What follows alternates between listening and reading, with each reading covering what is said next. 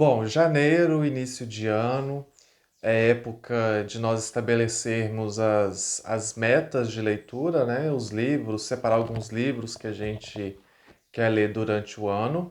E pela primeira vez eu resolvi fazer o desafio de 12 livros, né? Para serem lidos durante o ano, um livro por mês. No meu caso, não é exatamente um desafio, seria mais uma forma de organizar melhor as leituras durante o ano.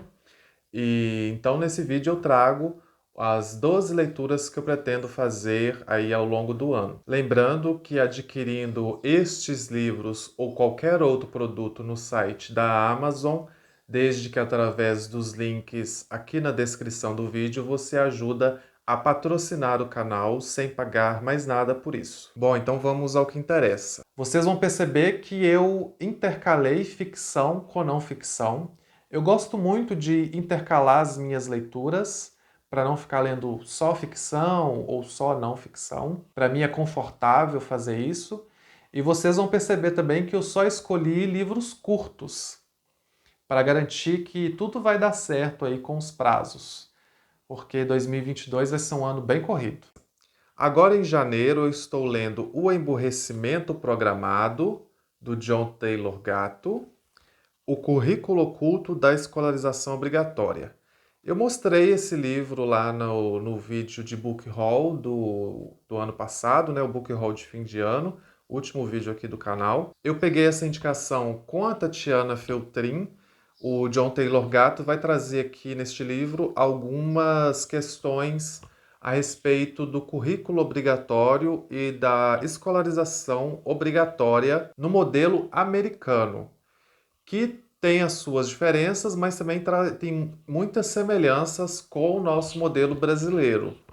Estou gostando muito da leitura, em breve tem resenha aqui no canal. Para fevereiro, eu separei um livro que eu estou querendo ler já há bastante tempo, O Grande Gatsby, do Scott Fitzgerald. Esse livro tem diversas edições em português, recentemente saiu uma edição muito bonita pela editora Antofágica, com a capa da primeira edição do livro. Mas eu encontrei essa ediçãozinha aquelas publicações da editora Abril, né? Coleção Grandes Sucessos da editora Abril, que saía nos anos 80, nos anos 90. E eu resolvi ler nessa edição mesmo. Esse livro tem diversas traduções para o português. Não encontrei nenhum comentário pertinente a respeito de traduções, mas eu vou deixar aqui na descrição umas duas indicações de novas edições desse livro para vocês. Para março, eu escolhi um clássico da literatura, O Coração das Trevas, do Joseph Conrad, nessa edição belíssima da editora Ubu.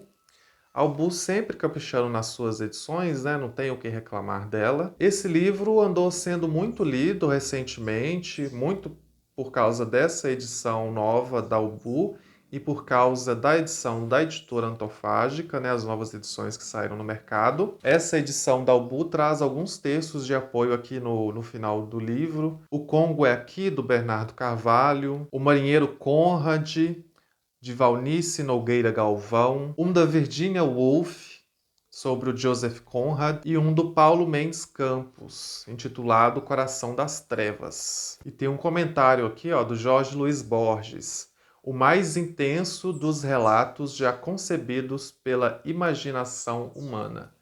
Muito ansioso para ler isso aqui. Recentemente eu assisti uma série chamada Império Romano, acho que tem disponível na Netflix, que é uma série que mistura um pouco de documentário histórico com ficção, a respeito da vida de alguns imperadores romanos. Eu já cultivava o interesse pelo Império Romano, pela história da Roma Antiga, afinal de contas é a minha área de atuação, né? Eu sou professor de história, para quem não sabe. E ao assistir essa série, eu resolvi logo pôr em prática essas minhas leituras. Para começar, eu separei nada menos que o Meditações, do Marco Aurélio. Marco Aurélio, um dos grandes imperadores da Roma Antiga, pai de Cômodo, né, também não é tão falado o Cômodo, mas também ele teve uma importância significativa na história da Roma Antiga. O Marco Aurélio ele é muito conhecido como o imperador filósofo e as suas meditações, né, as suas anotações, os seus diários sobreviveram ao tempo e chegaram até nós, para nossa sorte, não é mesmo? Aqui na orelha a gente tem um comentário sobre ele. Foi imperador romano durante 19 anos e passou a história como um governante culto dedicado à filosofia. Assumiu o trono em um período de extrema instabilidade militar, sendo bem-sucedido na proteção das fronteiras contra os partas e os germanos. Faleceu em expedição militar contra os marcomanos e os historiadores consideram sua morte o início do declínio do Império Romano. Então, em abril, conversamos sobre meditações do Marco Aurélio. Para maio, eu separei Os Signos da Agonia, do Altran Dourado.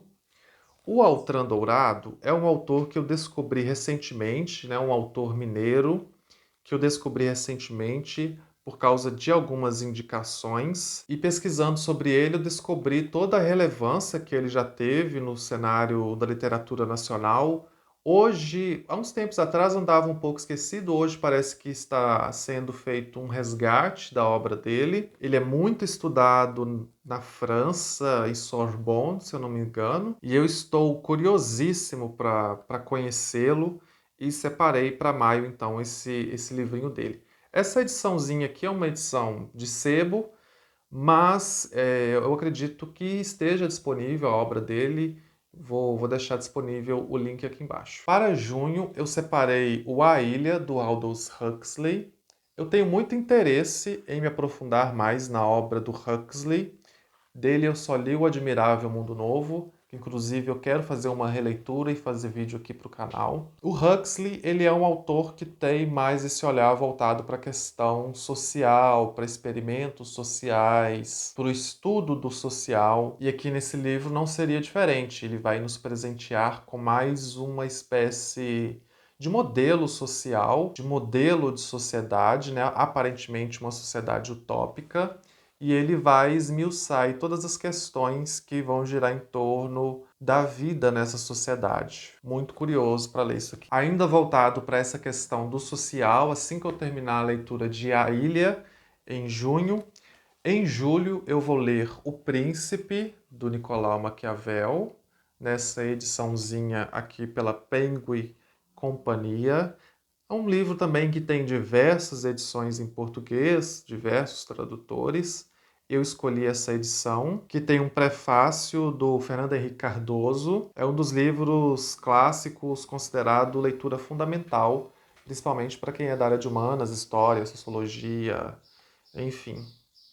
Em junho, conversamos a respeito da minha experiência, a minha primeira experiência com Maquiavel. Ultimamente eu tenho tido a vontade de fazer um esforço maior para ler mais tanto literatura nacional quanto literatura portuguesa. E para agosto eu separei O Mandarim, do Eça de Queiroz. Essa ediçãozinha aqui é pela editora Vila Rica Itatiaia, uma editora mineira. Recentemente não, já tem uns 2, 3 anos.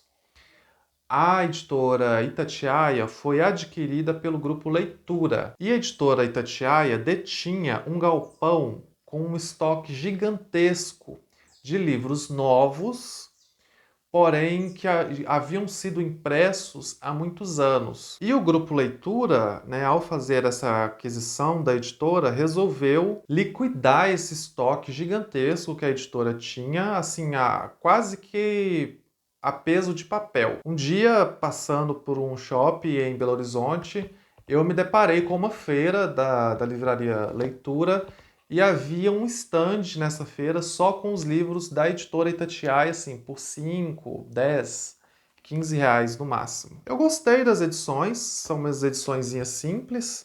Essa daqui tem algumas ilustrações, ó, umas ilustrações até bacana, em preto e branco. Os livros estão novos, apesar de terem aquele cheiro de guardado, né? Ficaram muito tempo guardados. Aqui as ilustrações. E eu lembro que eu consegui garimpar ali algumas coisas. A minha edição por exemplo, de Agonia e Êxtase, é um livro esgotadíssimo no Brasil há muitos anos, né, e as edições que existem as pessoas cobram um rim por elas. Eu garimpei nessa feira por míseros 10, 15 reais. Então, em agosto, a gente conversa aí pela minha primeira experiência com essa de Queiroz. Eu nunca li nada dele. Bom, nessa minha saga de conhecer autores novos, eu separei para setembro O Misto Quente, do Bukowski, ou Bukowski. É um livrinho que se passa durante a recessão, né, no pós-1929, né, a quebra da Bolsa de 29. Me parece que é um livro meio autobiográfico. Aqui atrás diz o seguinte: o que pode ser pior do que crescer nos Estados Unidos da recessão pós-29? Ser pobre de origem alemã, ter muitas espinhas, um pai autoritário beirando a psicopatia, uma mãe passiva e ignorante, nenhuma namorada e, pela frente, apenas a expectativa de servir de mão de obra barata em um mundo cada vez menos propício às pessoas sensíveis e problemáticas. Bom, me parece muito interessante isso aqui, parece que vou dar muitas risadas ao ler isso aqui. Bom, como eu disse, no esforço de ler mais literatura brasileira, eu separei para outubro o Macário, do Álvares de Azevedo, também a ediçãozinha da editora Vila Rica Itatiaia, que na verdade é uma peça, né, um espetáculo de teatro. Nunca li nada do Álvares de Azevedo, um dos expoentes da nossa literatura. Uma ediçãozinha bacaninha também, tem umas ilustrações.